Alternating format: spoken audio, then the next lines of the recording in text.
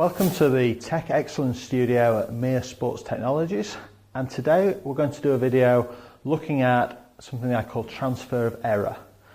Now this is something I talk about almost every day with pupils, and it's an often overlooked, even unknown part of the game. And we're going to look at the idea, the concept that people believe that with different clubs they're going to make different swings in order to get different results or different ball flights. One of the most common threads I hear when I ask players about their game tends to relate to the ability to hit some clubs better than others, and the assumption that they're making a bad swing with one club and a good swing with another. And this is very rarely the case. So what we're going to do today is we're going to use the studio here, use the facilities that we have. I've got a couple of clubs here, and we're going to have flight scope switched on as well. And flight scope's going to help us understand that similar swings can produce dramatically different results or ball flights with different clubs. So, for instance, I've got a 7-iron and a driver, and you may be the kind of player who, when you go on the range or when you go out on the golf course, feel like you hit your irons pretty straight, but maybe struggle to control the direction with the driver. And so it's very natural that we assume that we're making a different swing with one club versus another. You're going to see today that that's not necessarily the case, and transfer of error is based around the dynamics of our golf clubs. So all our golf clubs are different sizes, different shapes, and as a consequence we have to accommodate that when we're looking at our ball flight. So what do I mean by that? Well, if you look at the shaft length to begin with, you can see that your driver is considerably longer than your 7-iron. And the best example I can give would relate to a player who fades the ball or slices the ball, and how much further out of position the club head gets as the club shaft gets longer. So what I'm going to do here for you is I'm going to hold these two clubs one on top of the other so that their shafts are in line with each other, the grips are at the same length, and I'm just going to demonstrate a position in the downswing which would be very common for a pull player or a slice player. And that position would be one where the club head coming towards the ball in the downswing, the club head gets outside the line of the hands. You can see the club head is further that way, closer to the line of the ball than my hands would be. This is a position where we would create very much a leftward path through the ball, and a leftward path with a club face that's a little open to that path is going to curve the ball off to the right. Now, if you look at these two clubs, the first thing that becomes apparent is that for the same swing, the club head of the driver is several inches further out of position than the club head for the 7-iron. Now, combined with more loft, what we find is that a shorter, more lofted iron, the same swing mistake, transfers much less of that error onto the golf ball. The loft and the shorter shaft length mean that your golf ball curves less through the air. Okay? We get to a driver which has very little loft, much longer shaft. We've already seen that the club head is out of position by more because of the length of the shaft. But when we're striking the ball with minimal loft, nearly all of that glancing blow, all of that error is transferred onto the golf ball, and the golf ball reacts differently, behaves differently off the club face. And we're going to use flight scope to illustrate how that actually occurs when you're hitting the shot. But a driver swing being longer and significantly less loft transfers almost all of your mistake onto the golf ball.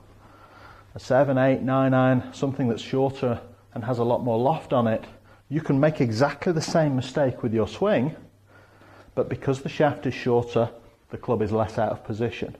Because there is more loft on the golf club, you get less curve to the ball flight. So when you're out playing, if you're out practicing, a good swing, a functional swing, will hit the ball consistently the same shape through your entire golf bag. You wouldn't get, I'm good with my 6-iron, but I struggle with my driver. So if you're the kind of player who hits each club at sort of different flights or different trajectories, looking at your golf swing is very important. Understanding that whilst hitting a 9-iron or an 8-iron, your golf swing mistake may not get shown up with the ball, but when you get to a driver or a fairway wood or a long iron, your golf swing works much less effectively. So we're going to hit a couple of shots here, and we're going to have a look at the flight scope and see how that transfers onto the ball flight. Okay, so I've hit a couple of shots there on the flight scope, and I've got the results here on my iPad, and one of the really interesting elements of that is how much error was transferred. So I've got a 7-iron shot. We've included some screenshots where the club path is 6.5 degrees to the left of the target line. So my golf club is travelling 6.5 degrees to the left. The club face, relatively square to the target, so it's open to the club path, which should, in theory, curve the ball to the right. Now, when I look at the numbers here, 6.5 degrees to the left with the club path. The spin axis, which is a measure of how much the ball curves to the right or to the left. So the spin axis number is only 2.9 degrees to the right. So I've swung 6.5 degrees to the left, but I'm only getting 2.9 degrees curve to the right. Now that number in itself might not mean very much to you, but if we look at the driver swing and we compare those two elements, I've got a driver swing here which is 5.9 degrees to the left, so within half a degree of the 7-iron, essentially the same swing. But my spin axis, because of the longer shaft and because of the loft on the club being significantly less, the spin axis is now 13.8, almost 14. And so I get a lot of curvature on the ball flight for the same amount of error in the golf swing.